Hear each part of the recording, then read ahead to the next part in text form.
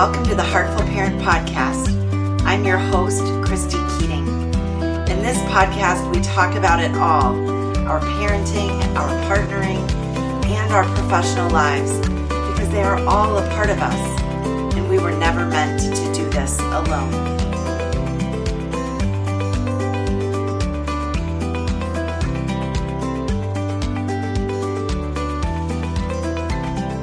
Hello, Heartful Parent Podcast community. I am so excited to have you back for another episode of the podcast this week. And for full disclosure, sometimes, as you might know as a parent, things don't go as you plan. And this is one of those weeks. So I have some amazing guests lined up, and unfortunately my guest for this week had to reschedule, and then my schedule got wonky with a sick dog and just trying to navigate some other things around parenting and partnering and business ownership and all of that. And so for this week, you get another episode with me. And next week, we'll have another fabulous guest for you. But as I was thinking and sort of getting ready to dive into chatting with you this week, I was really conscious about wanting to provide you with some tools that you could walk away from this podcast with and use tonight or tomorrow night or this week. And so what we're going to talk about is one of my absolute favorite positive discipline tools, and that is family meetings. Now, depending on how you were raised, the idea of a family meeting may sound awesome, or it may strike fear into your core. When I was once working with a client and talking about family meetings, she said to me, "Oh my God, the idea of a family meeting makes me want to poke my eyeballs out," because when she was growing up, what a family meeting meant in her family was that every, 3 to 6 months or so, dad would call a family meeting and she and her siblings would sit on the couch, mom would sit in a chair, and dad would proceed to yell at everybody about what they'd been screwing up, doing wrong, making him mad about, and that they needed to fix right away. And it was a very authoritarian style of parenting. It was a very unpleasant experience for everyone involved, probably for dad too, right? Even though he was in charge, it doesn't feel good to be that dysregulated and to be yelling at, at the people that you love. And so her association with a family meeting was that. I think that might be true for many of us. They may not have been formally called family meetings, but we may all remember moments where our parents called us together, or one parent called us together to have a conversation about something that they were pissed off about. This is a completely different kind of family meeting. The type of family meetings I'm going to propose to you today I think they're fun. They are certainly connecting. And that is important right now, especially in light of the last few episodes of the podcast, where in episode 3, we talked about the February report that was released by the CDC and sort of the sad state of affairs for our youth, our teens. And then in episode 4, Shara Grasser came and spoke about what she sees as a teen empowerment coach as the root cause of the changes that we're seeing. And what Shara said, and what I 100% agree with as another expert in the space, is that disconnection is what is fueling what we're seeing with our teens. And of course, that disconnection starts when our children are much younger, and it continues when they are much older. And probably many, if not all of us as parents, are also feeling that sense of disconnection. This is one of the reasons I love family meetings, because a family meeting is designed at its core purpose to build connection among family members. And we know, based on the research, that connection with family is, for our children, sort of key importance, even through the teen years when they are individuating, they are, figuring out who they are, they're going off into the world, they might seem like they don't want anything to do with us, but that anchor of our families is still really important, and we can still make that anchor stronger so that when our teens finish their individuation process and are sort of eager or ready to come back into the fold, that connection is still there. And for our little ones, we are building that deep connection in a way that is fun, and it sort of provides the scaffolding for the changes and the maturing and the growing up that they will do over the years. So we're going to dig in a little bit today to how do you have a family meeting? What does it actually look like? Because it's one thing to say, hey, you should go have a family meeting. And everyone goes, okay, that's great. So we'll sit down at the table. We'll all look at each other and say, anyone have anything you want to address? And for the most part, people will probably say no. Or, as we heard from that example that I shared from one of my clients, one of the parents will start lighting into a kid or all the kids about what's not going right. And that is not the recipe for a successful family meeting that family members will want to repeat week after week. We're going to talk about how you make it something that family members will want to repeat week after week and that it feels fun and connecting. When done well, family meetings are, as I've said, they're excellent for building connection. They are, I think, a wonderful way to learn and practice treating one another with respect.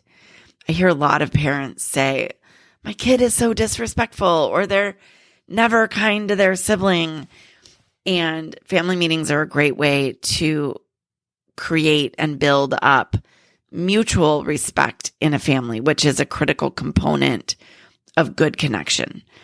Family meetings are also a wonderful place to develop problem-solving skills, maybe to practice our own problem-solving skills, and to help our children develop healthy problem-solving skills, which means we don't come in as the adult and say, this is how we're going to fix this problem, right? We are engaging our kids.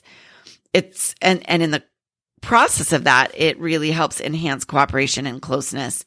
And then I've said this, but I think family meetings can be really fun, and they can help us plan fun and be intentional about the fun that we bring into our lives. Because let's be honest, when we're super busy and we're all running from place to place, and we've got work, or we're running a business, and we've got kid sports and kid activities and school, and maybe caring for a baby or an elderly parent, or, whatever you have on your list, sometimes we have to plan fun. And so we can use these family meetings as a reminder that part of the reason we had kids in the first place was because we thought it would be fun. So what has happened to all the fun, right? Let's bring that back. I've kind of alluded to this, but I want to make it really, really clear that what a family meeting is not for is an opportunity for us as parents to fix things, to impose rules, to impose consequences, to impose solutions. Anytime you put that rule, impose or enforce, we get into risky territory. And we need to be careful a little bit about that. So as a part of that, there should also be no lecturing. There should be no controlling, no arguing. There can be friendly disagreement, respectful disagreement, but there shouldn't be all-out arguments. There should be no demeaning from us to our children, from them back to us, or between siblings or other family members. No berating, no belittling, like nothing that doesn't feel good, right? I'm going to teach you a method for this that really sets up a family meeting in such a way that it feels like a positive experience for everyone involved. The other thing I will note, and I'm saying this as a mom who loves to be right. I don't know too many people that don't. But yeah, I like to be right about stuff. I like to feel like I know what I'm talking about. This is not a time to enforce that, like, I'm going to be right. I'm going to prove to you that I'm right. It is also not a time to expect perfection from our kids. There will be some meetings where our kids are super engaged. There will be some meetings where maybe they are not so much. And if you have really little kids, they have a limited attention span. By way of history, we've been doing family meetings in my home for about 6 years. And we first started doing them before my youngest daughter was born, and then we continued them after her arrival. And when she was a teeny tiny baby, if she wasn't like asleep, upstairs, she was at the table with us in a rocker, in a bouncy seat, and, whatever it was. Or, my husband or I we were wearing her on our bodies, but she was there. Was she participating? No, of course not. And it really took several years before she was able to actively participate. But by having her present for as long as she could do that, and we would, give her coloring crayons or whatever, for as long as she could be present, she was sort of getting, for lack of a better word, indoctrinated in the culture of our family and taught that these family meetings are just what we do, that they are a part of our normal, regular, weekly schedule. And then as she was able to talk, she would every now and then at a very young age, 3-ish, try to participate by giving a compliment. We'll talk about those. And now by age 5, coming up on 6 real quickly, she is an incredibly active participant in the meetings. She gives full appreciations for everyone at the table. She talks about the schedule with us, weighs in on issues that are coming up. Not always in a super helpful way yet, but we're working on that. And she gets excited for these meetings. So the sooner that you start these meetings, the better. But you cannot expect that perfection from them, right? This is really a time to build community, connection, cooperation. We'll build those things while we are developing some other important skills. So ease into it, and you can start early, but don't expect your 2-year-old or your 3-year-old or even your 4-year-old to be a really active participant or lend a lot to the meeting. But by 5, 6, 7 and beyond, obviously well into the teen years, they can participate and really play a role in that meeting. One of the great things about family meetings is that they are super flexible. There are some mandatory components, and I'm going to share those with you, but they're really, really flexible. Well, I should say there is a mandatory element of who is present, and there's a flexible element to who is present. Should be mandatory that everyone who is living in the home or is a family member attend the family meeting. Now, in my case, we have an au pair living in our home. She is always welcome and invited to our family meetings, but under the rules of the au pair program, because those aren't her work hours, we cannot require her to attend. So we don't.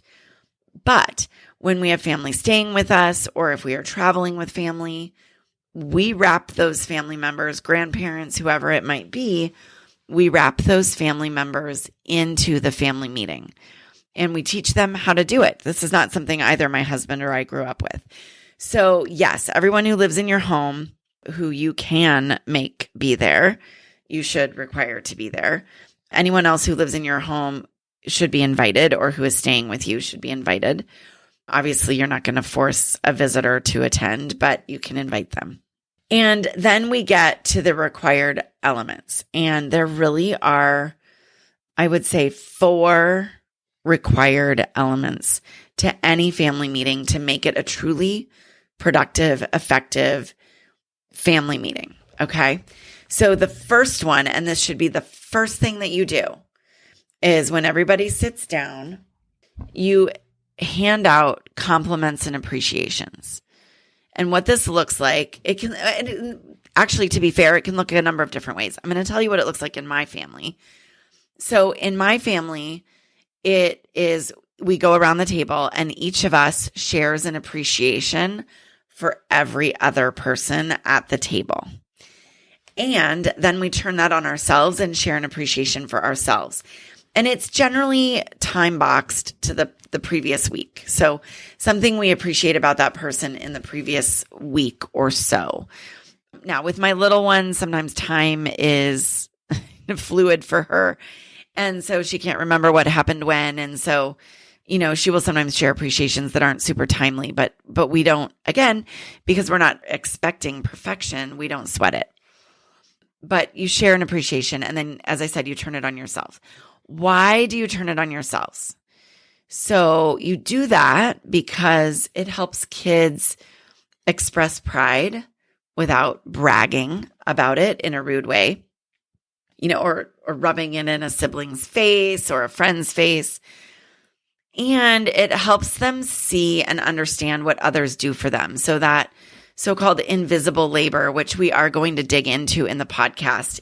So, for mom or dad to say, I appreciate myself this week because I got all the Christmas cards done, or I packed all the lunches, or I painted the bathroom, or I drove you around to everywhere you needed to go and I got you there on time this week. It can be anything. Sometimes I appreciate something that I did in my business so that my kids can hear what it looks like and sounds like to run a business. And that really gives them a little bit more insight into who their parents are, what their parents do, what our days are filled up with, because they don't always know. They don't always ask. And frankly, they don't always care. And this gives them an opportunity to lean into that. So the way these compliments and appreciations might look is, as you go around the table saying things like, I enjoyed when you asked me to read you a book and we sat down and snuggled together. Or I noticed that you were working really hard on your Spanish homework, and I'm super appreciative of that. Or I appreciated the way that you pitched in and helped me with dinner without me asking at all on Thursday. Or I would like to thank Marin, that's my younger daughter. I would like to thank Marin for picking up all her toys without being asked, or after being asked without complaint. The one thing that we don't want to include here are any qualifiers. For example, I wouldn't say to my teenage daughter, I really appreciate the way you studied Spanish most days. I mean, you didn't do it on Wednesday, but other than that, you did a great job, right? That is not a wholehearted, enthusiastic compliment. And you'd be much better served to say, I really appreciated the way that I saw you dig in and study Spanish this week. You don't need to qualify it with that it didn't happen on Wednesday or that you didn't pick up your toys on Tuesday. Just compliment what is there to be complimented. Okay, so that's element number one. And I've told you how it looks in my family. I know other families will just throw out compliments and they'll make sure everybody gets complimented at least once. And they'll just kind of let the compliments go till they are done. I like the more formalistic way of doing it, just so that everybody gets complimented by everyone else. Nobody gets left out. Everybody leaves feeling good. And then if there's an extra compliment that you need to throw in there, you can. My youngest daughter did that last week. She said, oh, wait, I have another appreciation from mama. And she threw one in. That's fine. That's great. But we want to, I like starting with the structure. You can work it or set it up how it works best for you. The second mandatory element of a family meeting, and this is what we put second in the agenda, is a schedule discussion. And so we pull out the schedule, our calendar, and we talk about what it looks like for the week. What days do the kids have something going on? What days do we have something going on? Who's doing pickup or drop off for different events? Is there anything unusual? I work many times in the evenings because I'm giving parent presentations at various schools or organizations. And so when that is happening, I let everybody know I won't be here Thursday night, or I'll be grabbing a quick dinner and then running into my office to present virtually. There are nights when my husband and I go out, just the two of us, and we'll let everybody know, hey, Tuesday night, you're on your own for dinner. The au pair will be there. My older daughter babysits. You will be, in charge of dinner. Here's the food we got you. Here's what you'll make. So we talk about the schedule. And I really love this because it makes sure that at the beginning of the week, we are all on the same page. Sometimes my older daughter will pop in and say, oh, I was hoping to go out to boba tea with friends on Friday, which I guess boba tea is like a big thing among the teens these days, at least in our area. And so, she'll say, I was hoping to go out after school with my friends. Can somebody pick me up so that I'm not taking the bus home? Yes, great. We can make that happen.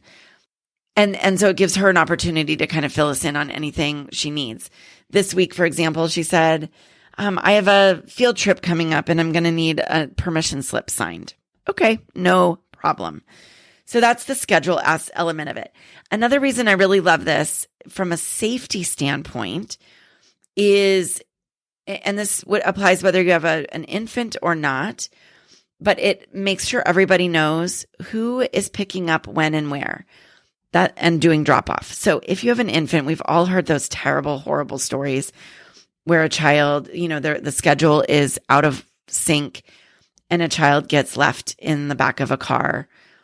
There are a number of different ways to prevent that from happening. But one is to review the schedule and review it frequently, especially when there is something out of the norm. The other thing that it does from a safety standpoint is it lets our children know who is picking them up. So let's say my mom was going to go pick up my child. My kids know not to be picked up or not to go with anybody other than the regular pickup person unless we've talked about it. And so making sure they know, hey, my mom, who we call affectionately Buddy will be picking you up on Thursday. So, be aware of that. And that just helps us really dial in that safety and the sort of the check-ins that we have with one another. So I really like it from that standpoint. Okay, so we've got compliments and appreciations and then schedule review. The third element of a family meeting is problem solving. Now, I'm going to recommend that you don't use this element for the first 3 or 4 weeks of having a family meeting. Have the family meeting just feel super positive for the first month. And then you can dig into problem solving when you've got the hang of making appreciations and compliments and talking about the schedule. Once you've got the hang of that, you can bring in problem solving. And this is not a time, as I've said this already, for us as parents to fix things or to dictate or impose a solution. It is time for us as a family to come up with solutions to something that has happened. There are 2 ways to come up with the problems that you're going to address. The first is during the week, you can have a list on your refrigerator where people can write down an issue that they would like to address at the family meeting. The other way is to just solicit, do we have anything we need to address tonight? And mom, dad, other parent, grandparent, if they're a regular family member, au pair, child, anybody, nanny, whoever lives with you, whoever's at this family meeting can bring up an issue.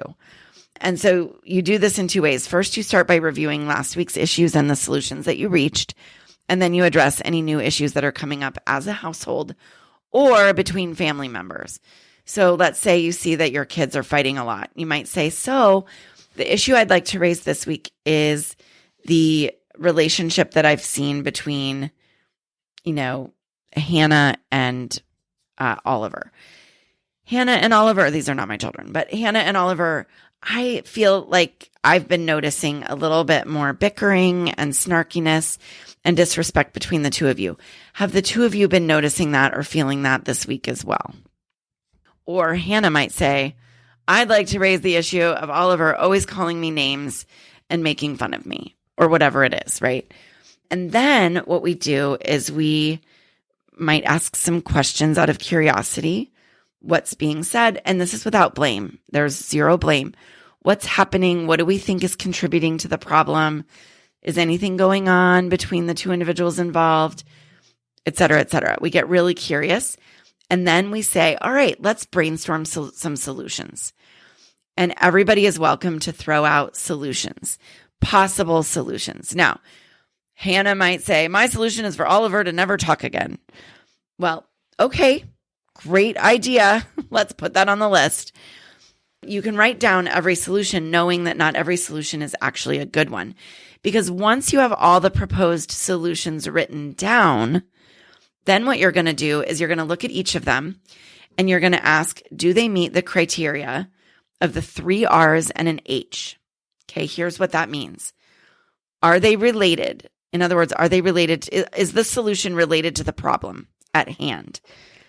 Is it respectful to the individuals involved and to our family culture? Is it reasonable? And is it helpful? So if the solution to Hannah and Oliver fighting was that Oliver stopped talking, we would look at that and we say, well, okay, it is related to the problem. It's not very respectful to Oliver to say you don't ever get to talk again. It's not reasonable because that's just not reasonable for him to not talk. And it's not helpful in helping the two of you build a better relationship. So we're going to cross that solution off. If the next proposed solution, however, is that Hannah and Oliver are going to do a quick check-in 3 times a day and share an appreciation for one another, is that related? Well, it's related because it might help them feel better about one another. It's certainly respectful. Is it reasonable? Well, you have to look at your schedule. Maybe 3 times a day is not reasonable given everyone's schedules, but maybe in the morning and at night is. Maybe when we're driving in the car, it is. That would be reasonable, so we can modify it slightly. And is it helpful? Well, we think it's going to be, but let's try it out for a week and see. So you go through each of the proposed solutions in this way, and then everybody by consensus agrees on something they're going to try. And you give it a try for a week, and then you check in a week later to say, is it working? Did it do well? Do we need to continue doing it? Do we need to try something different? Or is the problem solved? An example from my own family, a number of years ago, we were having a family meeting because my older daughter, who was I think she was in 4th grade at the time, mornings were a real struggle. I know there are parents out there who can relate to this. I always got up and went to the gym and worked out in the morning. My husband did the morning routine, or at least he got it started. This was before our younger daughter was born. So I would come home from the gym, and without fail, I would hear my husband yelling at my daughter yelling back, super frustrated. She's yelling, I'm doing it as fast as I can. And he's like, you got to move. You got to go, go, go. You know, they're just not, it's not feeling good to everyone. And it's not feeling good to my husband. And then I'm coming in and trying to fix it. And that doesn't feel good to me. You know, I've just gotten home from my own self-care. I'm feeling pretty great. And now I come into chaos. And I'm like, we're only trying to get one small human to school. This shouldn't be that hard. And yet it was, right? I know you all know this. So we brought it up at a family meeting. My husband and I had some solutions, like we set a timer that goes off every 10 minutes, or I can't even remember what all the solutions were that he and I thought would work. And my daughter looked at us and said, I think the solution should be that you just leave me alone and let me do it. And my husband and I looked at each other and we thought, oh boy, this is never, ever going to work. But it was related, right? It was definitely related to the problem. It was respectful. She would feel better respected if we were staying out of her business. It was, well, whether or not it was reasonable remained to sort of be seen in terms of, you know, was it reasonable to expect a 4th grader to get herself ready for school? I think so. That was my thought at the time. I guess so. And is it helpful? Well, we definitely thought it would kind of calm things down in the morning. So we decided to give it a try. But my husband and I said, we will try this, but here's the deal. If you are running late, your friend who you walked with we will not ask her to wait for you. And if you are running late, because we said you don't get the right to make another child late for school. And if you are running late, you will have to get yourself to school. We were within walking distance of the school that she attended. And you'll have to go into the office and you will have to explain the reason that you are late, and you will have to take responsibility for it yourself. You won't get to blame us for it. And she said, okay. And so we went away, and for a week we tried it. And my husband and I think we held our breath every day for a week. And I'll be darned if that kid did not make it to school on time every single day. Now, there were a couple of days where she didn't get to walk with her friend because she was running late, and we let her friend go ahead and go without her. But she then would run till she caught up with her friend or run till she got to school, and she never once was tardy. That solution continues to this day, where now as a middle schooler, she is responsible for getting herself up, setting her alarm, getting herself up, getting herself dressed, getting ready, being ready for the carpool when it arrives. And she has never once not gotten herself up and ready. I take that back.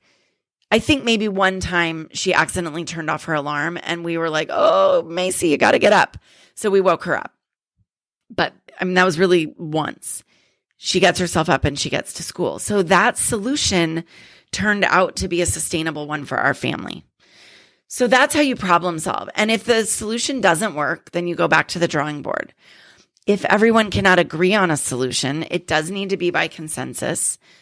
So you take a pause and you either come back to it an hour later, or depending on the issue at hand, maybe you readdress it a week later at your next family meeting while everyone has had a chance to think about the solutions proposed, what they're willing to compromise on, and you come to an agreement as a group. Obviously, the more people you have in your family, the more difficult that can be.